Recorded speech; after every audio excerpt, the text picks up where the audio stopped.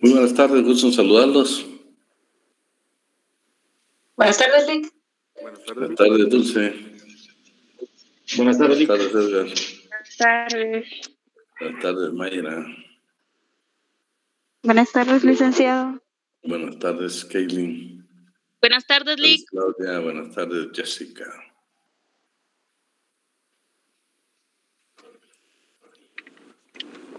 Buenas tardes, Lick. Buenas tardes, César. Con cuidado, César, con cuidado. Adelín.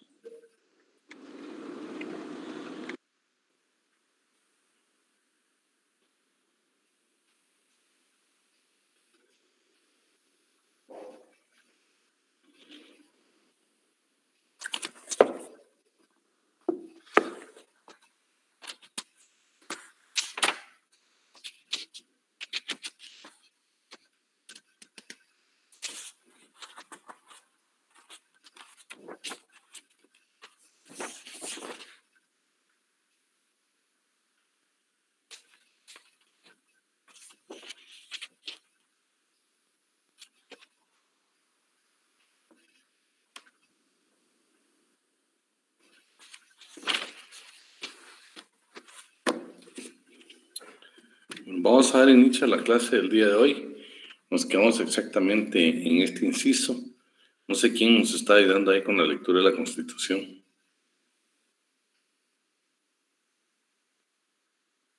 ¿Quién nos apoya ahí?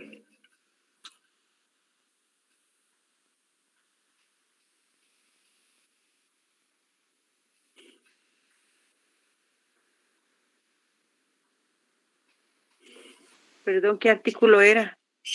Estamos en ¿tenés la pantalla, Mayra?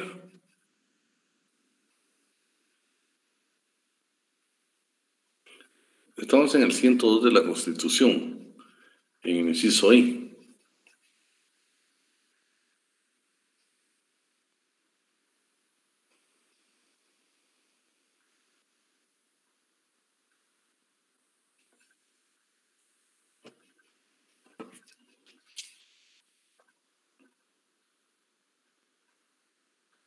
Estaba leyendo. Perdón, derecho del trabajador, 15 días hábiles de vacaciones anuales pagadas después. Permíteme, Mayra, permíteme. Ese creo que ya le hemos dado lectura, va. Otorgar un año también le hemos dado lectura, protección también. No nos quedamos en en el L. L. Uh-huh. L. Dice, los menores de 14 años no podrán ser ocupados en ninguna clase de trabajo, salvo las excepciones establecidas en la ley. Es prohibido ocupar a menores en trabajos incompatibles con su capacidad física o que pongan en peligro su formación moral.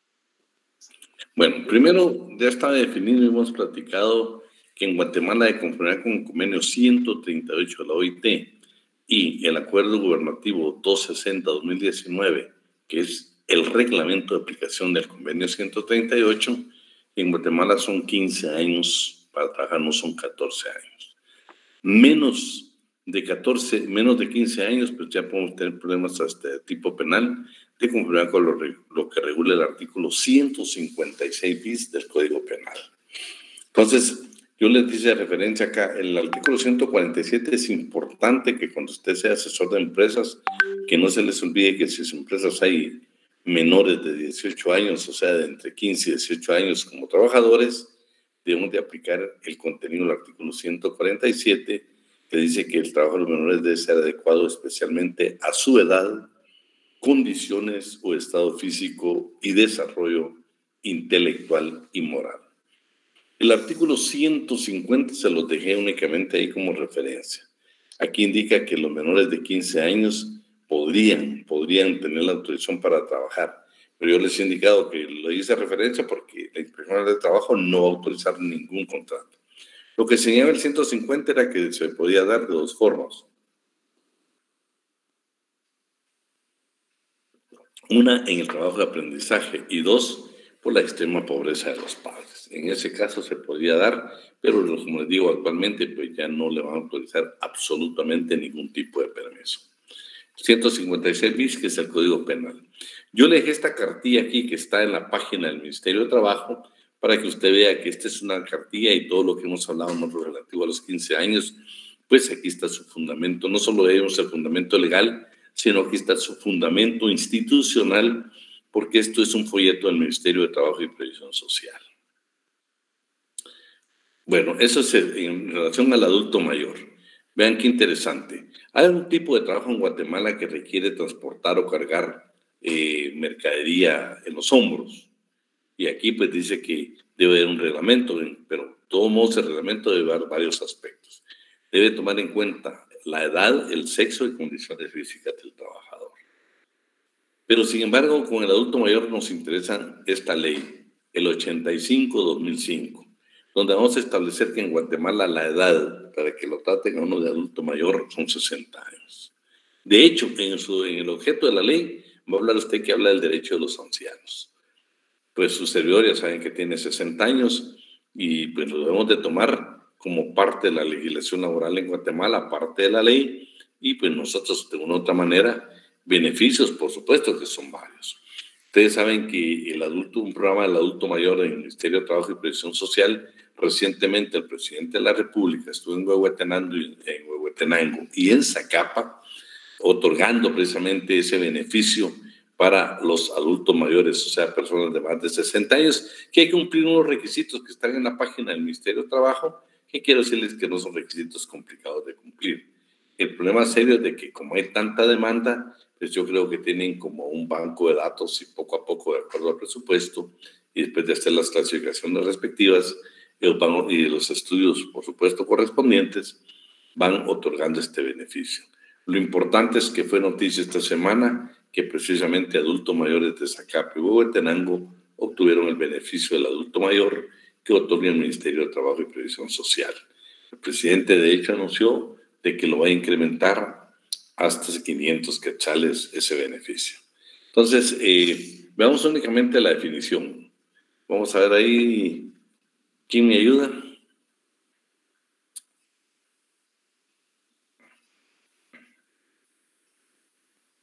No existe un... Vamos a ver, con Blanca.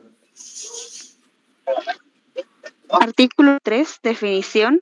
Para los efectos de la presente ley, se define como de la tercera edad a anciano a toda persona de cualquier sexo, religión, raza o color que tenga 60 años o más de edad. Se consideran ancianos en condiciones de vulnerabilidad aquellos que, careciendo de protección adecuadas, sufran o estén expuestos a sufrir desviaciones o trastornos en su estado físico o mental y los que se encuentren en situación de riesgo. Bueno, entonces ya estamos claritos de que después de los 60, pues ya estamos con adulto mayor y los beneficios. Dentro de los beneficios que se obtienen, por ejemplo, ustedes saben que los mayores de 60 años ya no pagamos el boleto de ornato. De hecho, hay un trámite aquí que quiero hacer a la Municipalidad Capitalina en el primer nivel, un trámite que no tarda ni 5 minutos, donde le da una constancia a uno que está exonerado del pago del boleto de ornato. Quiero que lo sepan, porque dentro de su familia habrá gente mayor de 60 años que todavía compró boleto de ornato cuando le compraba con la ley, ya está exento del pago del boleto de ornato. El trámite es un trámite sumamente, ¿qué le dijeron? Un trámite muy rápido para poder tener precisamente esa constancia. También tenemos que hablar entonces del siguiente tema, que es un trato también especial para terminar la clase de guatemaltecos. Vamos a ver dónde... Mayra, me estabas ayudando. El M, por favor, Mayra.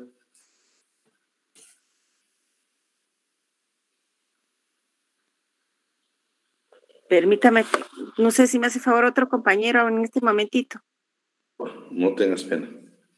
¿Le puedo apoyar, licenciado? Por favor, Emanuel. Dice protección y fomento al trabajo de los ciegos, minusválidos y personas con deficiencias físicas, psíquicas o sensoriales. ¿Continúo? Sigamos. Claro, decreto 135/96 del Congreso de la República, Ley de Atención a las Personas con Discapacidad, artículo 2, inciso B. Los objetivos de la presente ley son los siguientes. B, garantizar la igualdad de oportunidades para las personas con discapacidad en ámbitos como salud, educación, trabajo, recreación, deportes, cultura y otros. Artículo 3. Espérate. Solo vean ahorita lo que Manuel le da lectura. Es una definición, Esta definición es importantísima porque nosotros tengamos en materia, lo hará bien claro, a quienes se les puede considerar como tales. Por favor. Artículo 3. Se considera como discapacidad cualquier deficiencia física, mental o sensorial congénita o adquirida que limite sustancialmente una o más de las actividades consideradas normales para una persona. Artículo 34. El Estado garantiza la facilitación de la creación de fuentes de trabajo para que las personas con discapacidad tengan el derecho a un empleo adecuado a sus condiciones y necesidades personales, dependiendo de las limitaciones físicas o mentales que presenten. Espérate un momento. Recientemente, también la semana pasada, el señor presidente de la República habló, y de veras, tienen un programa excelente ellos, donde quiero decirles que muchos guatemaltecos con discapacidad fueron incorporados en varias instituciones del Estado. Creo que se ha hecho poco, pero de una u otra manera, pues hay que también felicitar ese aspecto de poder incorporar a las personas que están contenidas en el artículo 3 en esta definición, que el Estado se ha preocupado, y especialmente las entidades del Estado, para proporcionar trabajo.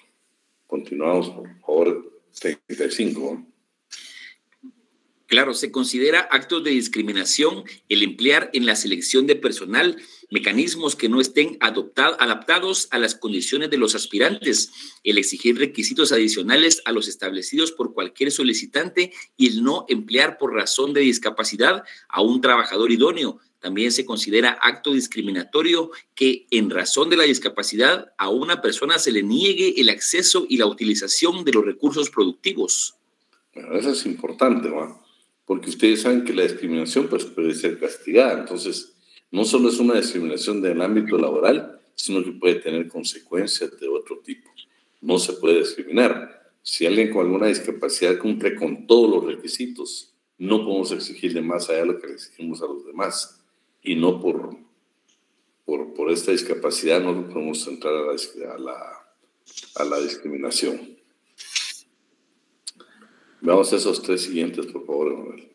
Las personas, artículo 39, las personas con discapacidad que realicen una actividad lucrativa, independientemente de su naturaleza, tendrán los mismos deberes, derechos y prestaciones establecidos en las leyes laborales del país, incluyendo las relativas a seguridad social. Artículo 40. La persona con discapacidad tiene derecho a gozar de un salario equitativo al trabajo realizado y no menor al salario mínimo legalmente establecido. Artículo 41. El trabajo de las personas con discapacidad debe ser adecuado especialmente a su edad, condiciones, estado físico, desarrollo intelectual y valores morales. Sí, tenemos que tener ese cuidado de comparar con el artículo 41. Regresamos, Emanuel, ahí con el siguiente inciso. Se cita acá, preferencia a los trabajadores guatemaltecos sobre los extranjeros, en igualdad de condiciones y en los porcentajes determinados por la ley. En paridad de circunstancias, ningún trabajador guatemalteco podrá ganar menor salario que un extranjero. Esto está sujeto a condiciones inferiores de trabajo ni obtener menores ventajas económicas u otras prestaciones.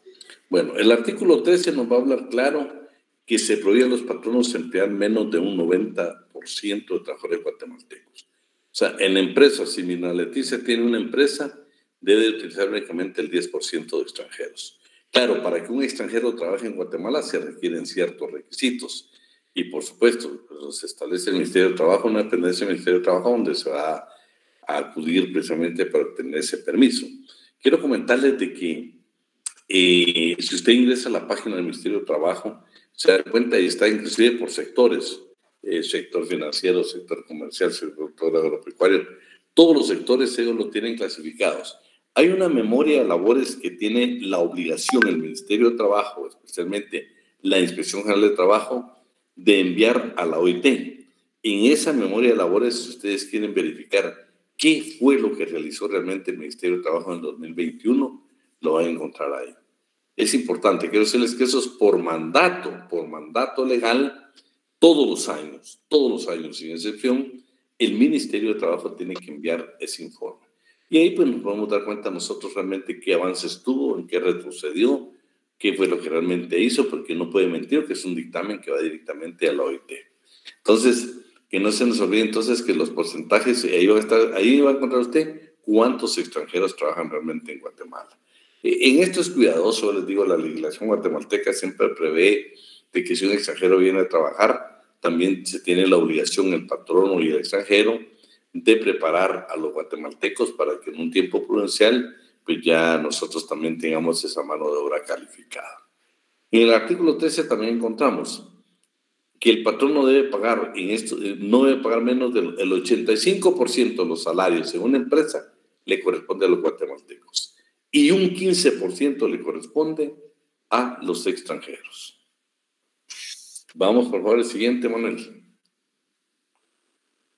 Claro, sería H, fijas, el artículo 13, primer párrafo, se prohíbe a los patronos. Léete de una vez, andate la fijación.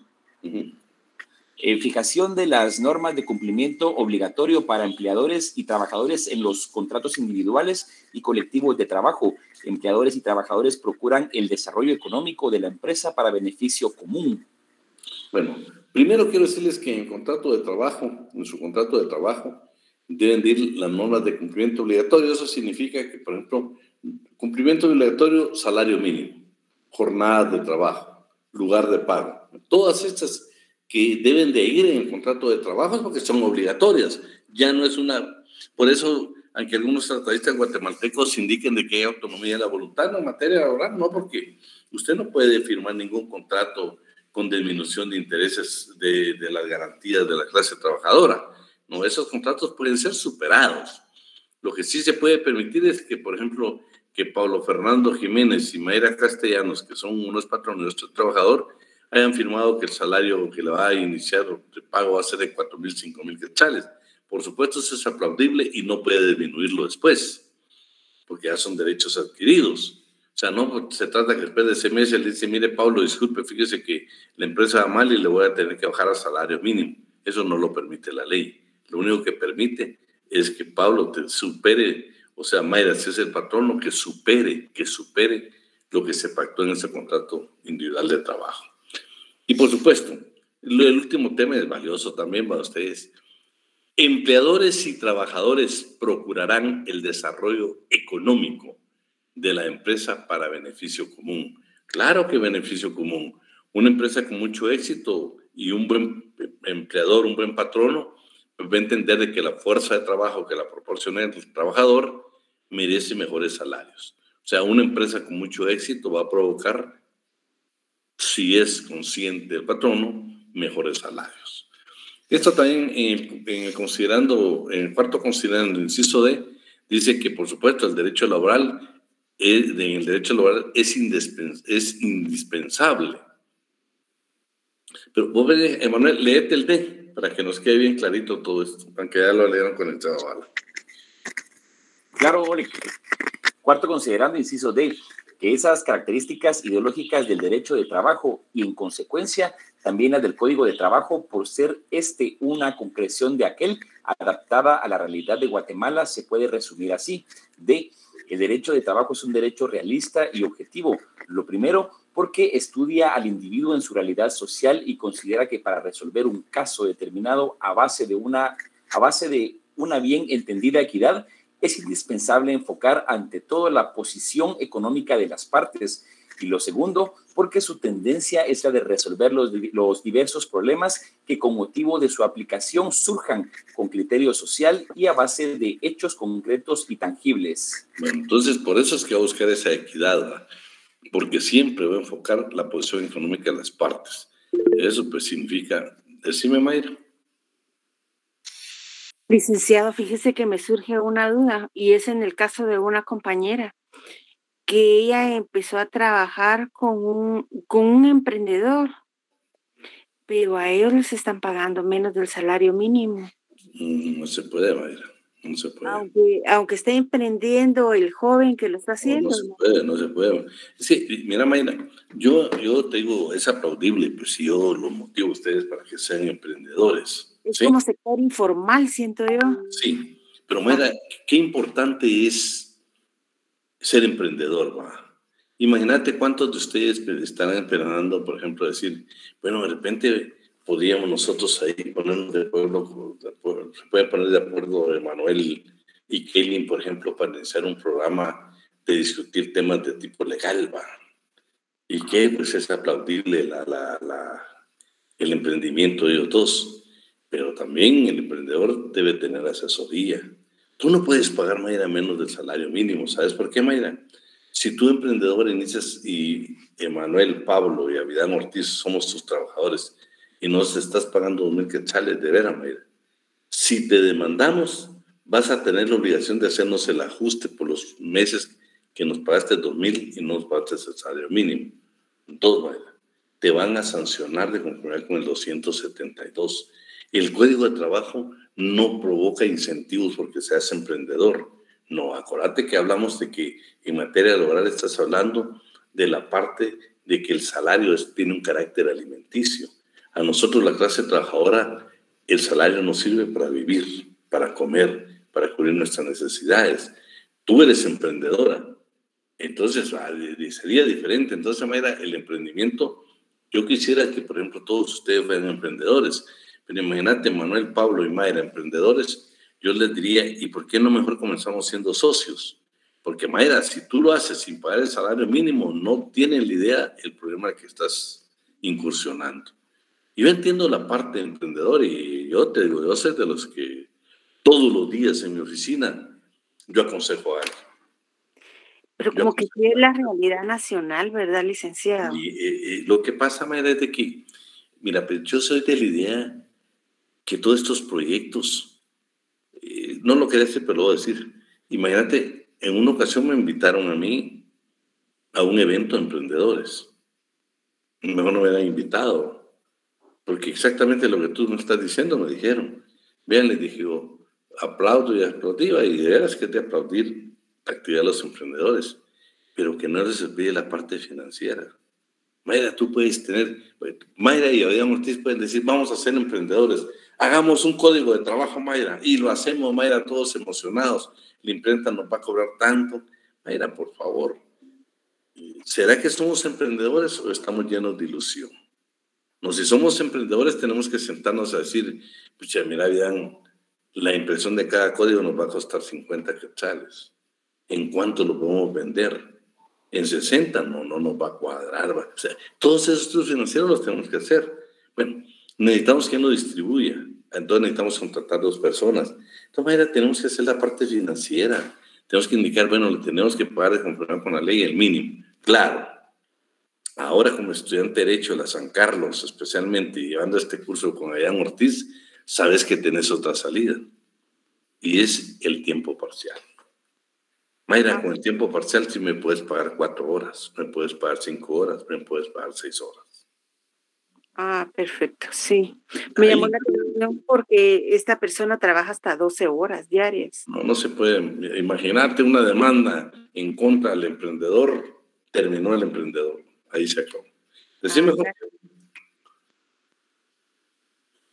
Buenas tardes, disculpe, solo con una pregunta. Donde yo trabajo, contratan personas, pero les ponen como para optar a una beca laboral. Eso ya es totalmente independiente de lo que está hablando, ¿verdad?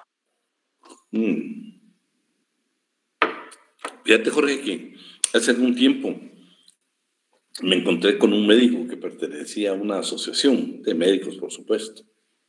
Yo no sé si era el presidente, algo así, no sé si era el colegio de médicos.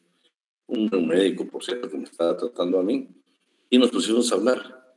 Y me dice, mire, ya me dijo, ¿qué hacemos con los estudiantes de medicina? Los estudiantes nuestros y los estudiantes de las universidades privadas que sabes que van a tener una práctica ya en la etapa final en los hospitales. Fíjate que a ellos, Jorge, les dan una bolsa de estudiantil. Oíme, si te das cuenta realmente, si vas a los aspectos, a lo que hacen los estudiantes de medicina en los hospitales, ese es un trabajo, Jorge. Ya debemos de quitarle la parte de una bolsa, una beca estudiantil. Cuando es trabajo, Jorge. Lo que sí te puedo decir yo es de que si yo quiero, mira, es que de veras, yo quiero que ustedes, nosotros juntos, ustedes y yo y Alan, vamos a aprender nosotros a ser creativos en el derecho laboral. Yo creo que los estudiantes o quienes son becados, ¿por qué no si querés te vas por el aprendizaje? Porque el aprendizaje, mira, el 170 te lo permite. Inclusive ahí, mira, Mayra, el 170 te permite como trabajo de aprendizaje pagar menos del mínimo. Entonces, ese 170 quiero que lo tengan presente hoy. Pero bueno, si quieren, vamos a seguir un poquito. ¿Tiempo, licenciados? Esa es mi duda. ¿El aprendizaje por cuánto tiempo? Míralo, mira, léete el 170, léetelo. Léetelo un momento de tomar tiempo para que lo leas aquí. Continuamos hablando con el ojo. Claro, Eric. Obligación del empleador de indemnizar con un mes de salario por cada año de servicios continuos cuando despida injustificadamente o en forma indirecta a un trabajador, en tanto la ley no establezca otro sistema más conveniente que le otorgue mejores prestaciones. Para los efectos del cómputo de servicios continuos, se tomará en cuenta la fecha en que se haya iniciado la relación de trabajo, cualesquiera que ésta sea. Bueno, fíjate qué interesante. Primero vamos a aclarar algo. Puede haber relación de trabajo y no haber contrato de trabajo. Puede haber contrato de trabajo y no haber relación laboral. La clave en materia laboral es la relación laboral. ¿Cuándo iniciaste a trabajar? Esa es la clave, ¿verdad? ¿Cuándo comenzaste a trabajar? Esa siempre va a ser la clave, ¿viste? Y en este caso lo que está indicando es de que, mira, pues, los artículos 80, 82 y el 80 y el 82 lo que te hablan es, si nos despiden, primero los despidos, veamos qué dice, así brevemente miremos el 77, miremos el 77. ¿Alguien lo tiene por ahí? El 77 del Código de Trabajo. Sí. Dice, son causas justas que facultan al patrono para dar por terminado el contrato de trabajo sin responsabilidad de su parte, cuando el trabajador se conduzca durante sus labores en forma abiertamente inmoral o acuda a la injuria, a la calumnia o a las vías de derecho contra su patrono o los representantes de éste en la dirección de los labores.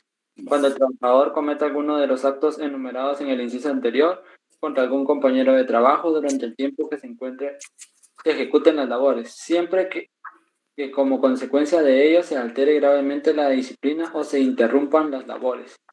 Cuando el trabajador fuera del lugar donde se ejecutan las labores y en horas que sean de trabajo, acuda a la injuria, a la calumnia o a la... Jorge, eso es cuando el patrono queda facultado si nosotros incumplimos para podernos despedir. Claro, al final, nosotros tenemos el derecho de emplazarlo y que nos demuestre que, pues, que la causa que él está imputando fue la verdadera. Pero en el 78, veamos qué es el 78, solo el primer párrafo.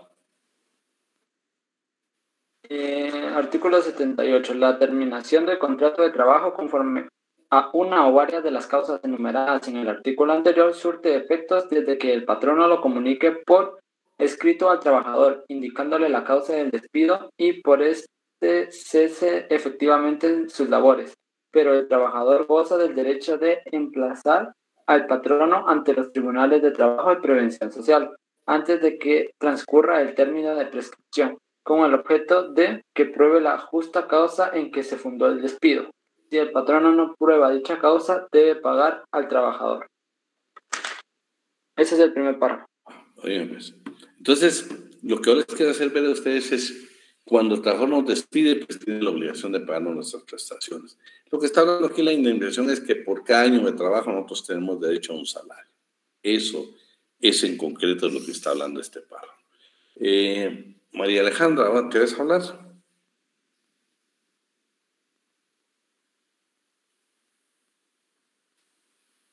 María Alejandra Sáenz.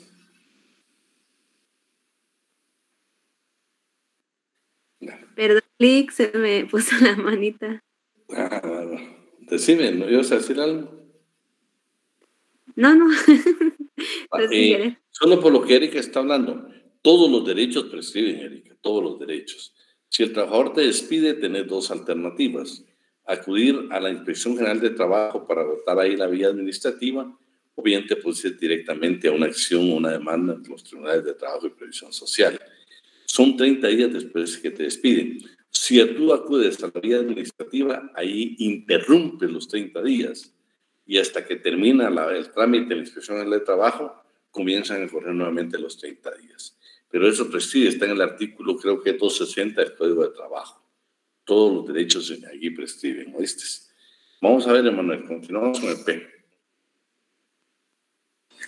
Es obligación del emprendedor otorgar al cónyuge o conviviente, hijos menores o incapacitados de un trabajador que fallezca estando a su servicio, una prestación equivalente a un mes de salario por cada año elaborado. Esta prestación se cubrirá por mensualidades vencidas y su monto no será menor del último salario recibido por el trabajador. Si la muerte ocurre por causa cuyo riesgo esté cubierto totalmente por el régimen de seguridad social, cesa esta obligación del empleador. En caso de que este régimen no cubra íntegramente la prestación, el empleador deberá pagar la diferencia. Sí, hay una parte controversial ahí, pero lo que estamos hablando aquí de que en caso de fallecimiento del trabajador, pues el empleador va a tener que dar este tipo de prestaciones a la esposa, a la conviviente, a los hijos menores, a los incapacitados. Yo les agregué el artículo 81, inciso A, porque fíjate que lo que dice, este es interesante, porque dice, muerte del trabajador, en cuyo caso, si en el momento de su deceso no gozaba la protección del ICS o sus dependientes económicos no tienen derecho a beneficios correlativos por algún motivo, la obligación del patrono es cubrir que dichas dependientes el importe de un mes de salario por cada año de servicios prestados. O sea, la indemnización le corresponde a ellos. Pero ¿a qué quiero llegar yo? Fíjate que aquí habla de los dependientes económicamente. Hay el 197 bis, creo que es el artículo que más nos aclara este tema. ¿A quién le corresponde, por ejemplo? Hemos visto que la parte cultural nuestra en Guatemala, hay muchas personas casadas con determinada persona y por alguna circunstancia el matrimonio no funcionó, pero nunca se divorciaron. Y por supuesto comenzaron a hacer vida con otra persona y esta persona precisamente posiblemente en fallecimiento esté con ella. Entonces, en materia laboral, por ejemplo, en cuanto a previsión social, en cuanto a los seguros social, quiero decirles de que la ley permite que el beneficio de una pensión en seguro social le corresponda a la persona que sea la conviviente, no a la esposa. Si se logra demostrar, porque hace un estudio a través de trabajo social, que la persona que vivía, que su esposa vaya a reclamar, pero si había otra persona que convivía con ella en el momento de su fallecimiento y tenía determinado tiempo, a ella le corresponde precisamente todos los beneficios. Quiero, Emanuel, que leamos el 97 porque este habla claro, inclusive va haciéndolo uno por uno y si no aparece van a ser excluidos. Veamos qué dice. Artículo 197 bis, último párrafo. Si el trabajador hubiera fallecido, su cónyuge superstite, sus hijos menores representados como corresponde, sus hijos mayores o sus padres, en ese orden excluyente, tendrán acción directa para reclamar esta prestación sin necesidad de declaratoria de herederos o radicación de mortual.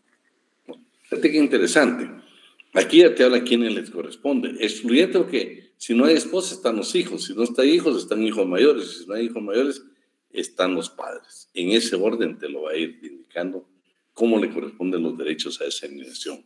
En el decreto 23-79 del Congreso de la República, vean, esta es una ley específica que exactamente se relaciona al trabajador fallecido. Y ahí dice, en caso de fallecimiento de un trabajador al servicio de una empresa, su cónyuge o la persona conviviente, hijos menores o incapacitados en ese orden, tienen derecho a percibir del patrono, además de las prestaciones contenidas en el artículo tal, las vacaciones, aguinaldos, salarios pendientes de pago, fallecimiento, sin más trámite que los señalados en la ley. Lo interesante que yo les digo aquí, vamos a aplicar el indulto prooperario. Imagínate, este decreto 26-79 es una ley específica, pero viste el 119, Aquí solo habla de la esposa, de la conviviente, los hijos menores o incapacitados. Allá te incluye a los hijos mayores y te incluye a los padres del fallecido. Entonces, tenemos que aplicar el beneficio a la clase trabajadora exactamente lo que dice el 197 bis. Gracias, César. Solo quiero que terminemos esta parte aquí. Ahí te quedas pendiente. Emanuel, por favor. El Q, derecho de sindicalización libre de los trabajadores. Este derecho lo podrán ejercer sin discriminación alguna y sin estar sujetos a autorización previa, debiendo únicamente cumplir con llenar los requisitos que establezca la ley. Los trabajadores no podrán ser despedidos por participar en la formación de un sindicato, debiendo gozar de este derecho a partir del momento en que den aviso a la Inspección General de Trabajo. Solo los guatemaltecos por nacimientos podrán intervenir en la organización, dirección y asesoría de las entidades sindicales. Se exceptúan los casos de asistencia técnica gubernamental y lo dispuesto en tratos internacionales o en convenios intersindicales autorizados por el organismo ejecutivo. Bueno, el 211, la obligación que tiene el Ejecutivo a través del Ministerio de Trabajo de llevar una política nacional de defensa y desarrollo del sindicalismo.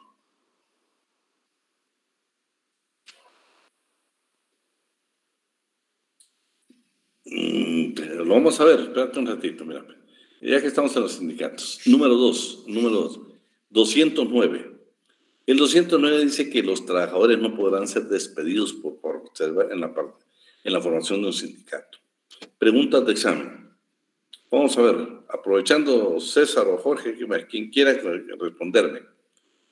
¿Puede un menor de edad, un trabajador de 15 años, ya hablamos que en esta clase ya aprendimos convenio 138 de la OIT, su reglamento, el 260-2019 del Ministerio de Trabajo y Previsión Social, son 15 años en Guatemala, por favor, aunque el Código diga 14, son 15 años. Pregunta de examen. ¿Puede un menor o un menor de edad, puede un trabajador? Pregunta de examen. María Alejandra Sáenz, Sierra, de 15 años de edad, ¿puede ser miembro de un sindicato, sí o no?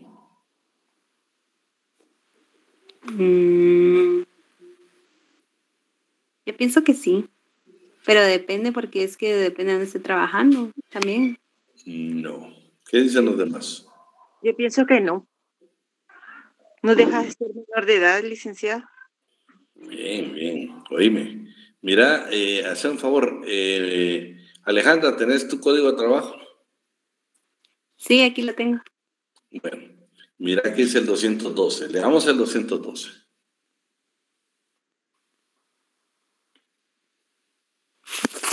Dice, todo trabajador, requisitos para ser miembro, todo trabajador que tenga 14 años o más puede ingresar a un sindicato, pero los menores de edad no pueden ser miembros de su comité ejecutivo y consejo consultivo. Bueno, Ninguna entonces, persona... de 15 años sí puede ser miembro de un sindicato. Lo que no puede ser miembro del comité ejecutivo, el consejo consultivo, que son dos entidades de los sindicatos, ¿sí? Son las puede presidir o algo así, ¿verdad?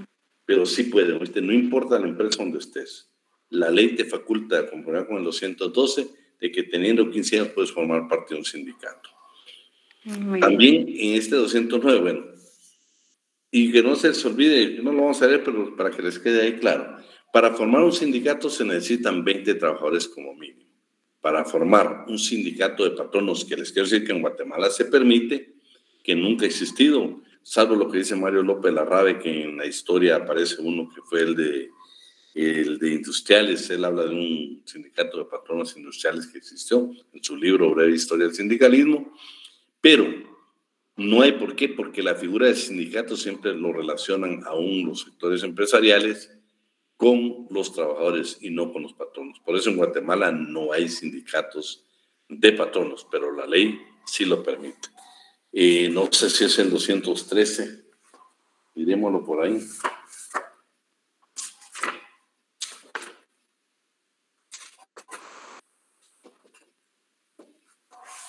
Alguien lo tiene donde son 20 trabajadores y...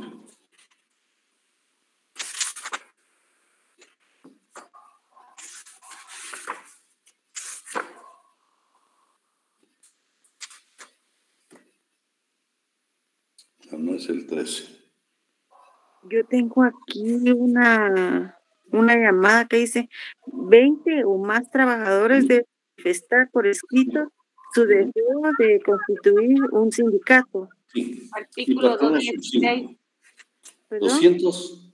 16, LIC. Leámoslo, por favor, Ingrid. Pero es el que acaba de leer la compañera donde dice para formar un sindicato Pero entonces quedamos claros. Primero, artículo 216.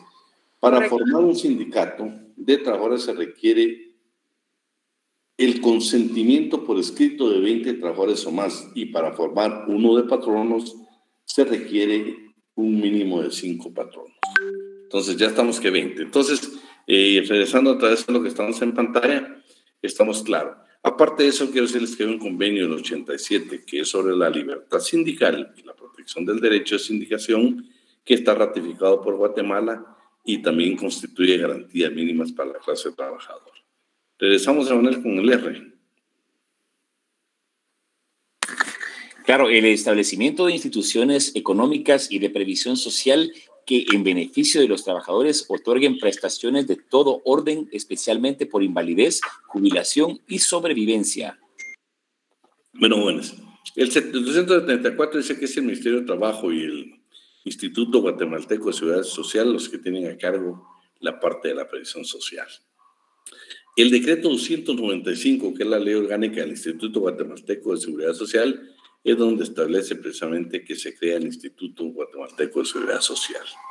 Veamos el S. Manuel. Si el empleador no título de daños y perjuicios, 1 mes de salario si el juicio se ventila en una instancia, 2 meses de salario en caso de apelación de la sentencia, y si el proceso dura en su trámite más de 2 meses, deberá de pagar el 50% del salario del trabajador por cada mes que excediere el trámite de ese plazo, hasta un máximo, en este caso, de 6 meses. Bueno, ya fue superado. El artículo 78 en el inciso B ya habla de que precisamente actualmente son 12 meses. ¿Qué sucede con esto? Emanuel Ranferí España fue despedido, acudió a la Inspección General de Trabajo, el patrono no quiso cancelar sus prestaciones y Emanuel se tiene que ir a los juzgados de trabajo y previsión social. Emanuel va a reclamar la indemnización, el aguinaldo, todas sus prestaciones de ley, y adicionalmente le va a exigir al patrono pagarle daños y perjuicios. Y esos proceden porque incumplió con pagarle las prestaciones que le correspondían de conformidad con la ley. Quiero decirles que esta parte de daños y perjuicios es la que evita las conciliaciones en los tribunales. Porque hay mucho patrono que dice, bueno, yo le pago sus prestaciones, pero no le voy a pagar 12 meses de salario. Vamos a ver, Mayra, solo para que hagamos ahí nada más. Suponete para hacer así énfasis, para dar un promedio. 3.200 quetzales de salario mínimo. Multiplicámelo por 12. Permítame que... Ay. Ahorita le digo que soy de teléfono a teléfono.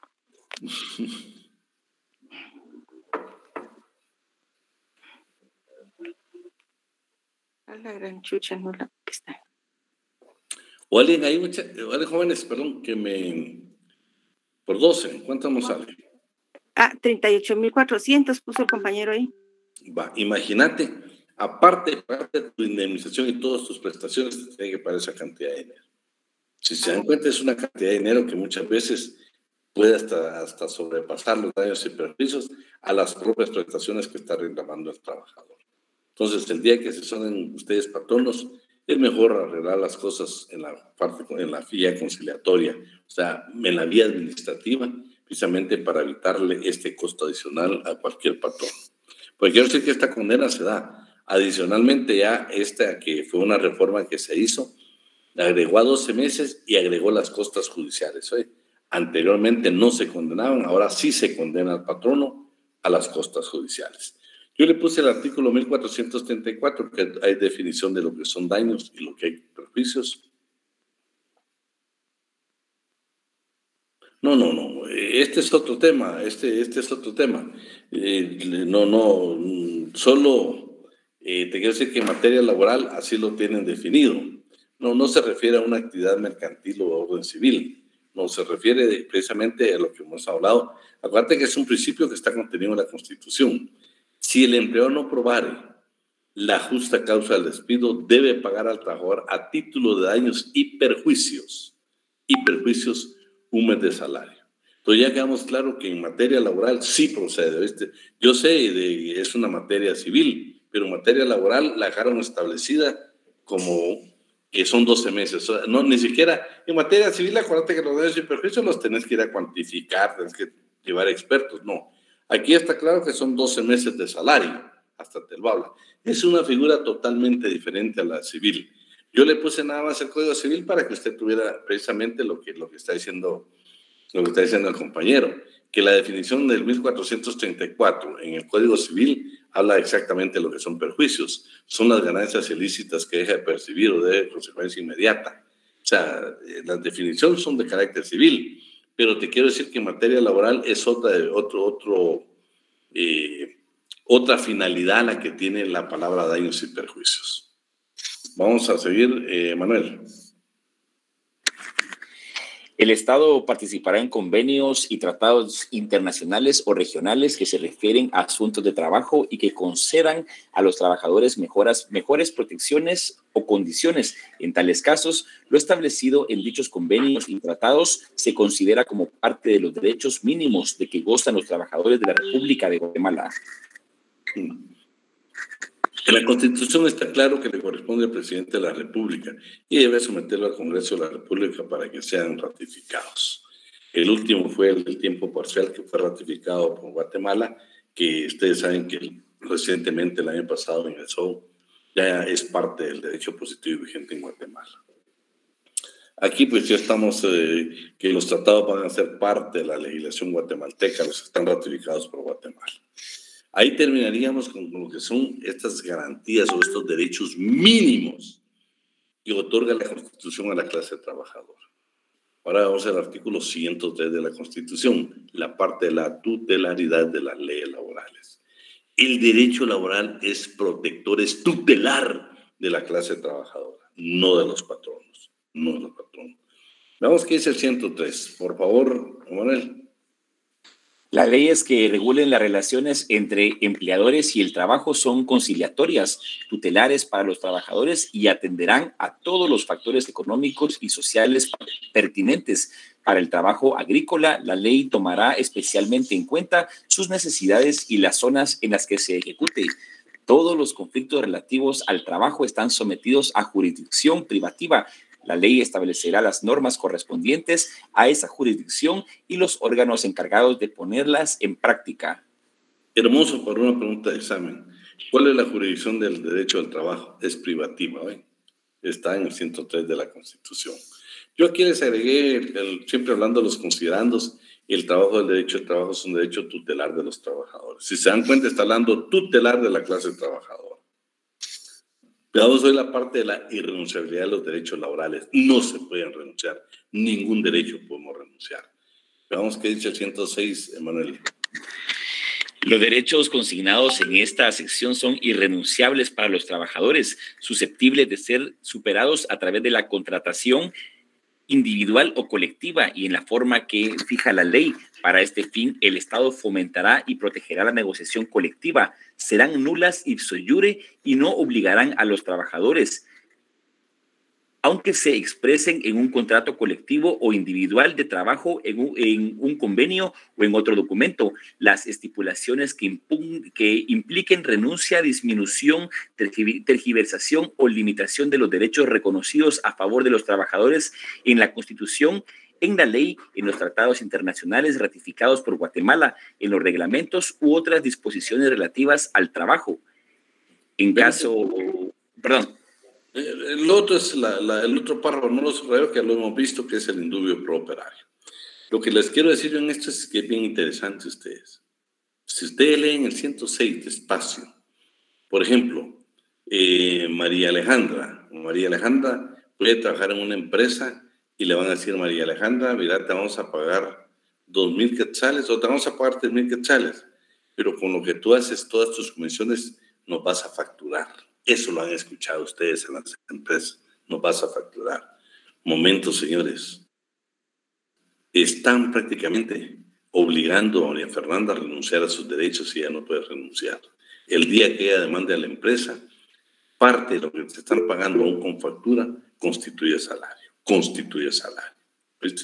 Por eso lo van a ver ustedes en la práctica. ¿Eh? Empresas que se dedican, por ejemplo, cuando son vendedores, son ruteros, les dicen, te vamos a pagar, pero nos facturás. De veras, eso de estar diciendo vas a facturar es uno de los abusos más grandes que esto en materia laboral. Entonces no se puede. Decime, Manuel. Disculpe, probablemente no viene al tema, pero esperemos que sí. Las personas que manejan para la empresa Uber, cuando Uber le descuenta a usted, Uber hace un pago a la SAT. Aparte, ¿el piloto también debe de pagar a la SAT o el piloto se puede declarar a cero, ya que al momento de que Uber le descuenta, Uber sí paga a la SAT? Fíjate que eso está bien complicado en la parte tributaria. Yo no sé si has visto un fenómeno que ha pasado en los últimos días. ¿Te has dado cuenta que Uber ha perdido demasiado trabajador, vehículos, y se han ido para la otra empresa? No me recuerdo, no sé qué. InDriver. Se han pasado por la otra empresa porque la otra empresa les ofrece mejores beneficios. No, aquí concretamente lo que yo te quería decir era que muchos de ustedes han visto que hay empresas que están ya, que la empresa en la iniciativa privada facturando. El Estado para hacer la simulación y para disminuir los derechos. Sí, eso no se puede. Olvídate, Leslie, esa es una práctica. Por eso miren qué importante es de que ustedes me apoyen con que tenemos que estar leyendo las sentencias de la Corte de Constitucionalidad. Hay cualquier cantidad de sentencias en esa materia, indicando que esas empresas que han obligado al trabajador a facturar le han dicho que ese es parte del salario y ha tenido que hacer los ajustes. Hay muchas sentencias en ese sentido. Yo por eso siempre quiero que ustedes tengan la base legal para poder debatir. Solo de un minuto. Entonces dice que el derecho al trabajo constituye un mínimo de garantías sociales protectoras al trabajador irrenunciable. 12 que son nulas de pleno derecho lo que estamos hablando. Vean el 12.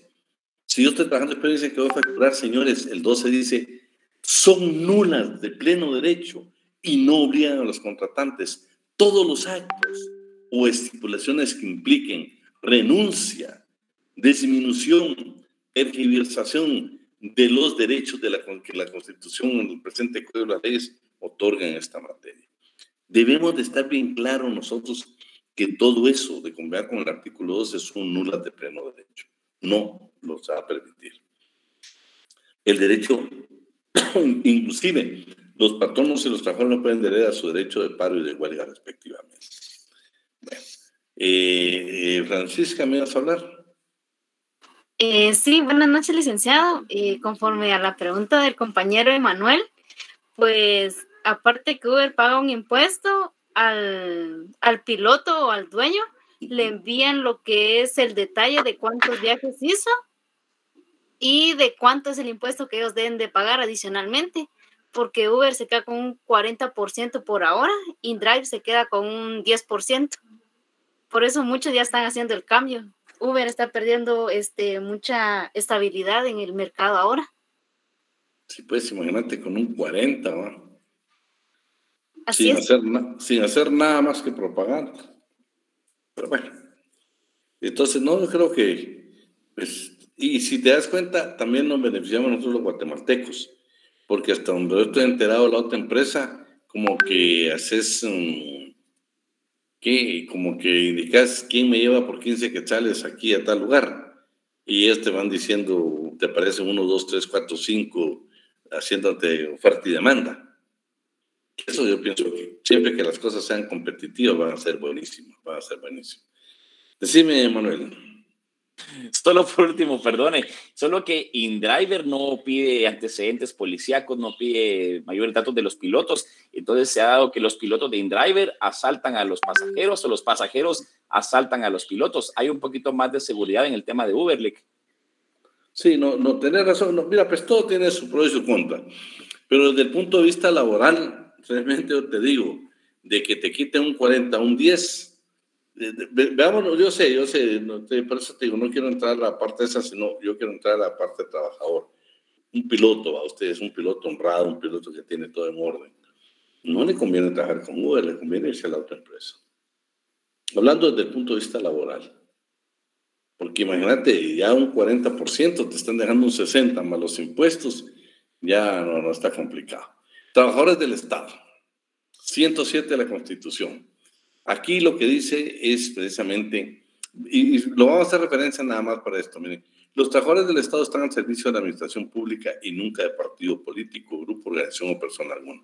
¿Por qué? Porque les voy a contar. Si ustedes ven, cada vez que antes, no sé si actualmente, pero no sé si último, o todos los presidentes anteriores de la República de Guatemala, antes de tomar posesión, renuncian a su partido político, porque la mayoría eran los secretarios generales y no querían violentar el 107, que dice que están al servicio del Estado y nunca se les va a permitir de partido político. Entonces, por eso es que no pueden seguir perteneciendo, siendo los secretarios generales de los partidos políticos. También encontramos en la ley de servicio civil, encontramos la definición de lo que es servidor público. Y luego en el reglamento de la ley de servicio civil vamos a encontrar exactamente la definición, vamos a encontrar la clasificación de servidores públicos que lo va a dividir entre funcionario público y empleado público. Pero demos la lectura. El artículo 4, servidor público. Sí. Para los efectos de esta ley se considera servidor público la persona individual que ocupe un puesto en la administración pública en virtud de nombramiento, contrato o cualquier otro vínculo legalmente establecido, mediante el cual queda obligada a prestarle sus servicios o a ejecutarle una obra personalmente a cambio de un salario, bajo la dependencia continuada y dirección inmediata de la propia administración pública. Bueno, ahora veamos el reglamento de esta ley. Mira que dice el artículo número 1. El artículo número 1, servidores públicos. Para los efectos de la ley de servicio civil y el presente reglamento, se consideran como servidores públicos o trabajadores del Estado los siguientes. A. Funcionario público. Es la persona individual que ocupa un cargo o puesto en virtud de elección popular o nombramiento conforme a las leyes correspondientes, por el cual ejerce mando, autoridad, competencia legal y representación de carácter oficial de la dependencia o entidad estatal correspondiente y se le remunera con un salario.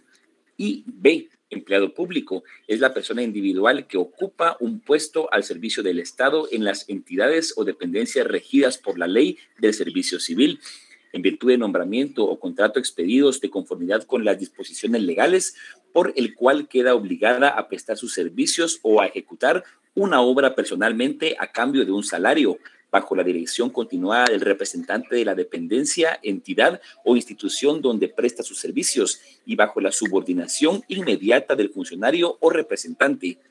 No se considerarán funcionarios o empleados públicos. Ahí estamos, claro. Están las dos definiciones. Bueno, estamos primero el servidor público. Los servidores lo dividen entre funcionario público y empleado público. Ahí está bien clarito cuál es de los dos.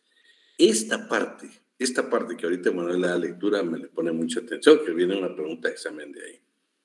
Vean qué interesante, porque aquí es donde están los famosos 029 de servicios técnicos y servicios profesionales. Veamos qué dice este párrafo, Manuel.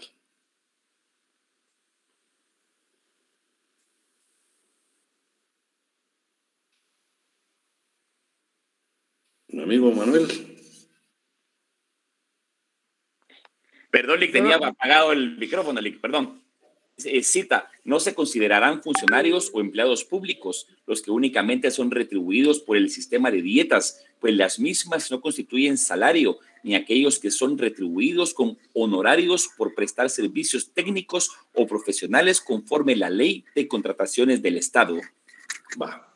Luego viene, vean lo que dice ahí, no se consideran funcionarios públicos los que únicamente son los del sistema de dietas. Y hay un montón de guatemaltecos trabajando en entidades que únicamente reciben dietas. Por ejemplo, no estoy seguro, pero en el Registro General de la Propiedad, aparte del registrador, una entidad como unas juntas directivas, como comités arriba de ellos únicamente reciben dietas. No se van a considerar funcionarios desde ningún punto de vista. Y lo otro es que aquí están los famosos 029, va ustedes, y vean, una vez haya relación laboral, dejan de ser servicios técnicos y profesionales. usted se convierte en un empleado público. Clasificación de los servicios, el exento, sin oposición y por oposición. Pero por favor, cuando hablemos en materia laboral, no nos quedemos únicamente con la ley de servicio civil. Si, por ejemplo, si Mayra Castellanos, si Abidán Ortiz llega con Mayra y le pide asesoría, le dicen, mire Mayra, fíjese que yo trabajé en la universidad, me despidieron, necesito su asesoría. Mayra, tenemos que entender, todos tenemos que entender que la ley de servicio civil es aplicable a los trabajadores del Estado, pero la universidad, por ser autónoma, tiene sus propios reglamentos en materia laboral. El organismo legislativo, el Congreso, tiene su propia ley de servicio civil. El organismo judicial, las municipalidades, tienen su propia ley y tienen su propia definición en cuanto al personal. Veamos qué dice la ley de servicio civil del organismo legislativo, decreto 36-2016 del Congreso de la República. Léete el artículo 4, únicamente lo subrayado, por favor, Emanuel. Licenciado. Eso es lo que pidió la palabra la compañera. Sí, Emanuel. Claro.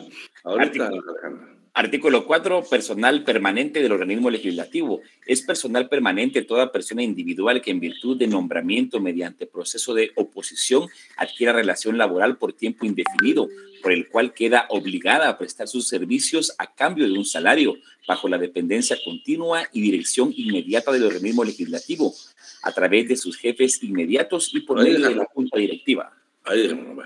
Este es el Congreso. Mirá el organismo judicial.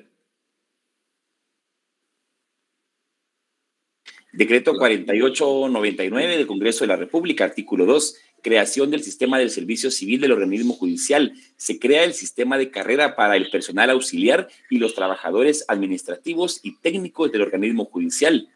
Miramos qué dice la Ley de Servicio Civil Municipal. Ley de Servicio Civil Municipal, decreto 1-87 del Congreso de la República, artículo 4, trabajador municipal. Para los efectos de esta ley, se considera trabajador municipal la persona individual que presta un servicio remunerado por el erario municipal en virtud de nombramiento, contrato o cualquier otro vínculo legalmente establecido, mediante el cual queda obligado a prestar sus servicios o a ejecutarse una obra formalmente a cambio de un salario, bajo la dependencia y dirección inmediata o delegada de una municipalidad o sus dependencias. Si se dan cuenta, son las definiciones que encontramos en cada ley, Entonces, si cuando usted le pida asesoría a un trabajador del organismo judicial, un trabajador del Congreso, un trabajador de la universidad, un trabajador del ICS, un trabajador de las municipalidades, por favor, que no se le olvide que no le aplica la ley de servicio civil. Tiene que irse a su propia reglamentación laboral, a su propia legislación laboral, para que usted preste una buena asesoría.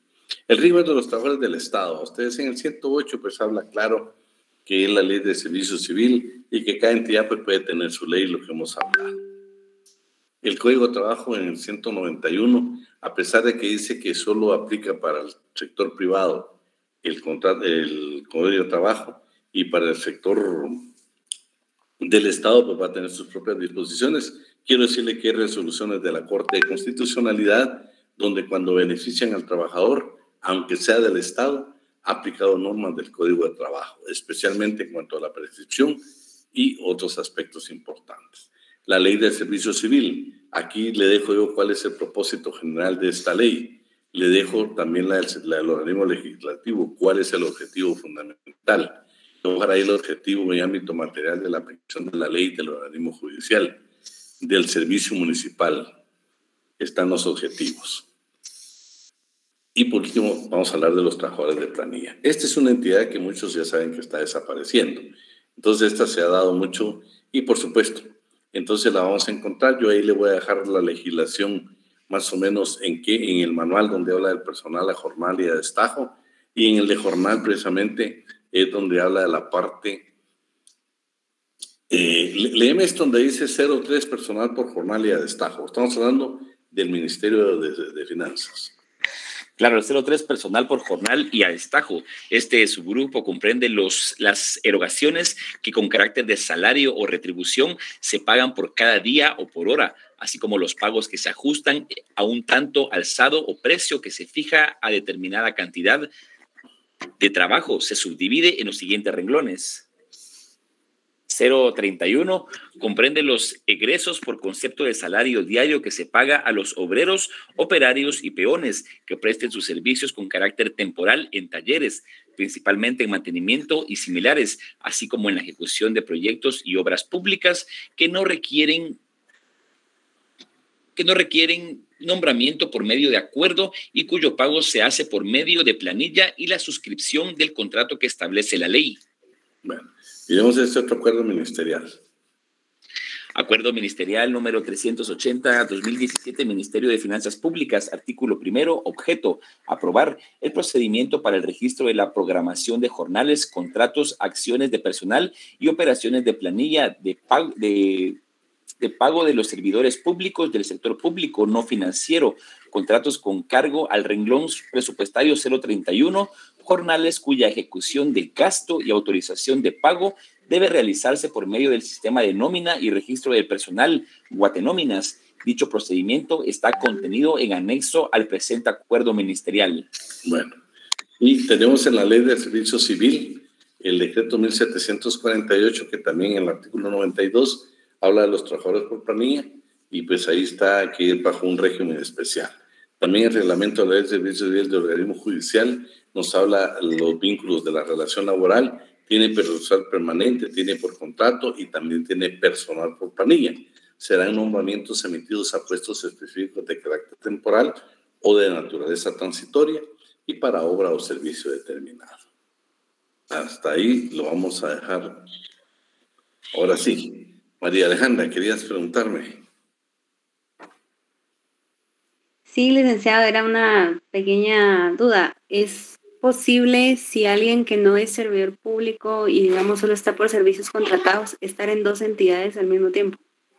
Fíjate que ese ha sido un criterio. De hecho, te digo, nosotros hemos pedido información a la Contraloría de Cuentas y la Contraloría dice que depende de las entidades, ¿va? No te da ni siquiera una respuesta si sí o no. Luego, hemos encontrado también, entonces, lo que ellos al final, lo que se ha permitido es de que tú trabajes son dos dependencias, pero no tengan ningún tipo de relación. Por ejemplo, hemos visto gente que está en el Congreso de la República como 029 y está en otra entidad del Estado. Pero, por ejemplo, que tú tengas dos 029 de un mismo ministerio, se reparó la Contraloría, se reparó la Contraloría. Entonces, el criterio es que no sean dependencias que tengan relación o que no pertenezcan dentro de la misma dependencia de 029. Por ejemplo, que tenga 2029 en el Congreso, eso sí no lo permite la Contraloría. Está permitiendo que tenga 9 entidades diferentes. Y también se pueden, por ejemplo, las entidades, si aunque sea permitido, la entidad se puede remitir a que por políticas no lo pueda aceptar, aunque fueran dos entidades distintas. Puede ser. Puede ser del mismo régimen. ¿Sabes cuál es el problema? El problema es, primero, el criterio de los auditores de Contraloría, ¿sí? Porque yo puedo ser, imagínate, si yo soy la entidad nominadora, si yo soy la entidad nominadora, y yo, por ejemplo, pues considero que sí se puede, pues voy a autorizar. Pero imagínate si la algo lo hace Contraloría, sabes que las multas son desconsideradas. Inclusive me juego el riesgo yo como funcionario que me pueden acusar hasta de malversación de fondos o cualquier otro delito. Entonces la mayoría lo que hacen es precisamente evitar. Ah, muy bien. Es que fíjese el licenciado. Alguien nos escribió, solo espérate, me interesa lo que escribió alguien ahí. Vamos a ver, aquí me escribió Edgar Rolando Zapeta Morales. Solo se permite el trabajo decente siempre y cuando no exista incompatibilidad en horarios. Muy bien. Podría ser dos municipalidades, lo siento, difícil. He visto dos municipalidades, pero te jugás el riesgo de que pueda intervenir la Contraloría y hacer un hallazgo. O sea, la responsabilidad queda al bendito responsable, que sería la entidad nominadora. Creo que Edgar no está dando la salida. Solo se permite el trabajo decente, siempre y cuando no exista incompatibilidad de horarios. Docente. ¿Perdón? Docente. Imagínate. Mira, Edgar, sin embargo, pues hay mucho guatemalteco trabajando así como yo lo planteaba. Lo único que te puede hacer riesgo es que realmente la Contraloría pueda hacer el hallazgo. Cabalmente eso, ¿verdad? Porque si en una auditoría de la Contraloría se detecta esa situación, no hay quite para el hallazgo, ¿verdad? Uh-huh. Licenciado, fíjese que en mi caso, yo soy 189 en Watt, presto un servicio, pero no tengo horario, digamos, estricto. Ellos están a merced del horario que yo tenga. Y me salió una oportunidad en la MUNI el año pasado para trabajar. También era 189, pero no interfería el horario, eran horarios totalmente distintos. Y en MUNI no me quisieron contratar porque decía que no se podían en dos entidades. Y hablé con la Contraloría y la Contraloría me dijeron que sí se podía. Entonces, al final me salieron digamos, tuvieron la salida de decir que por políticas de MUNI no se podía. Sí, bueno, fíjate, pues lo que Edgar dice realmente lo dice la Constitución, ¿va, Edgar? Que en el trabajo docente sí se puede permitir, ¿va? Por supuesto, no hay incompatibilidad de horarios. El problema, Alejandra, es de que nosotros tenemos de que la municipalidad posiblemente haya tenido un hallazgo de esa naturaleza. Entonces, imagínate, es delicadísimo un hallazgo de la Contraloría, ¿sabes por qué? Porque de repente te pueden obligar hasta a devolver los salarios devengados o el porcentaje de devengado.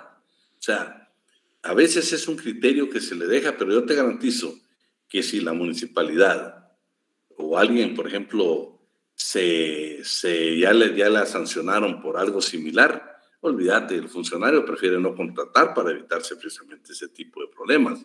Porque los hallazgos de la Contraloría, imagínate que te pueden obligar a devolver todo lo que has devengado. Y eso es, o sea, yo creo que más queda en la responsabilidad, porque lo que dice Edgar es cierto. Lo que sí te garantizo es que la Contraloría, si llamas por teléfono, la que te atendió te puede decir si se puede. Yo te sugiero que hagas la petición por acceso a la información. Y ¿sabes qué te van a contestar?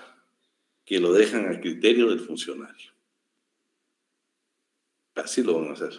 Entonces ya te complican, ¿no? Entonces, no creas, también hay funcionarios que la misma Contraloría, y el Contralor tiene razón, ¿sabes por qué? Porque lo que dice Edgar eso está en la Constitución, Edgar, lo vamos a ver el lunes lo vamos a ver. O sea, lo que dice Edgar sí es legal, lo otro ya es cuestión de criterios, pero un criterio que te puede aún perjudicar como trabajador. Bueno, otra pregunta, bueno, porque nos quedan todavía unos 3 minutos.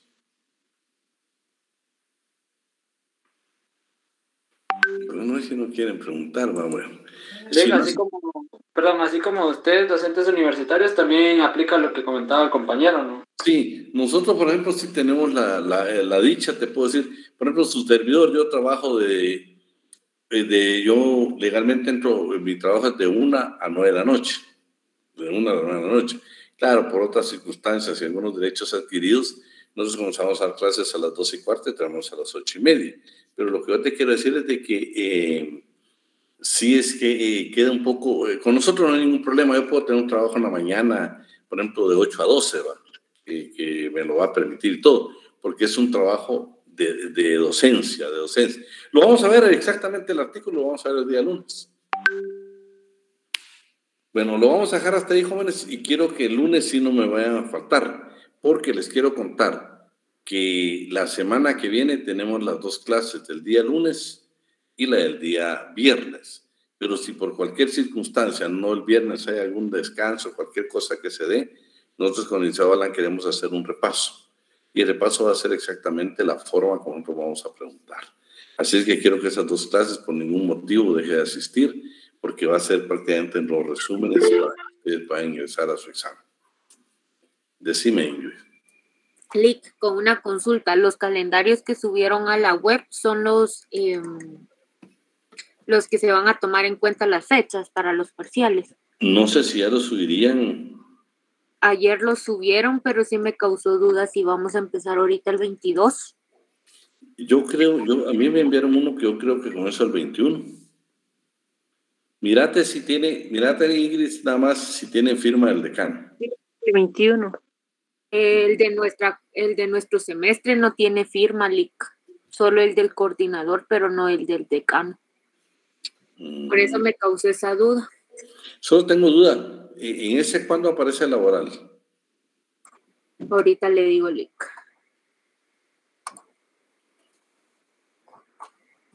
¿El 21, licenciado? 21, sí, pues.